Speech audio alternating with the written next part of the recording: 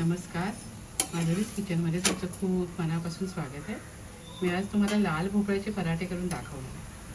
बघा, अशा प्रकारचे करणार आहे. खूप चवीला छान लागतात. मुलं भोपळा खात नाहीत, पण अशा प्रकारे आपण मुलांना करून दिलं ना तर मुलं आवडीने खातील. चला छानशा रेसिपीला सुरुवात करूया. इथे मी अर्धा किलो लाल भोपळा घेतलेला आहे. हा लाल भोपळा मी आता किसून घेते. इथे लाल भोपळा किसून झाला आहे. त्यासाठी लागणारं वाटण करते बघा. 1 चमचा धणे, अर्धा चमचा जिरे, अर्धा चमचा बडीशेप आणि पाव चमचा ओवा. तसेच इथे ह्या 5-6 मिरच्या आहेत, 5-6 लसूण पाकळ्या, अर्धा इंच आलं आहे.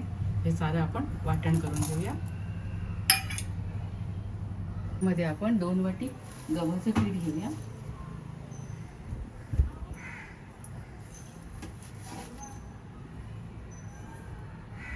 ते बेसन घेऊया म्हणजे आपले पराठे खमंग लागतील.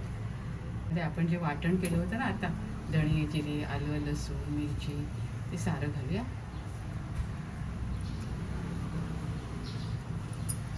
चिरून घेतलंय बारीक, तो घालूया.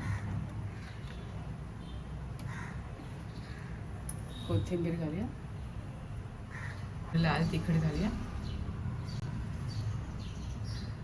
चाट मसाला घालूया. चाट मसाल्यामुळे छान चव येते. आणि थोडं तेल घालूया म्हणजे पराठे आपले खमंग होते. आणि सारं आपण मिसळून घेऊया. सारं मिसळून घेतलं आहे. आता आपण गरज वाटेल तसं थोडं थोडं पाणी घालून पीठ मळून घेऊया. हे पराठेचं पीठ तयार झालं आहे. आता आपण पराठे लाटायला घेऊया. इथे ह्या पिठाचा गोळा घेतला आहे आणि हा मी असा लाटून घेते.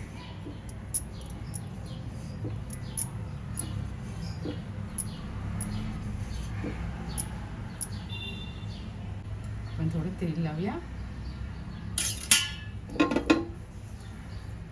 आणि असं फोल्ड करून घेऊया. आणि आपला पराठा आपण लाटून घेऊया. पराठा लाटून झाला आहे. त्यावर थोडी मी तीळ घालते. मी पराठ्याच्या पिठामध्ये मीठ तुम्हाला घालताना दाखवलं नाही आहे, पण मी घातलं आहे. आणि लाटून घेते जरा. आणि आता आपण पराठा शेकायला घेऊया. तव्यावर थोडं तेल घालूया.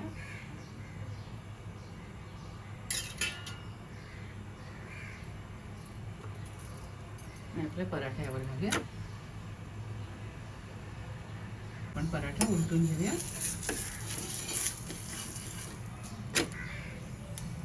आवडीप्रमाणे तुम्ही तेल तूप लावू शकता.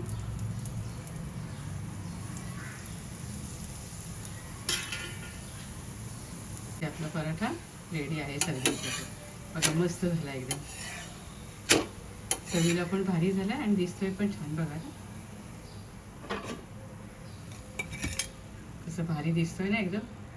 आणि मुलांनाही नक्की आवडतो असा पराठा. माझ्या घरी माझ्या छोट्यांना खूप आवडतो, म्हणून मी असे पराठे नेहमी करते.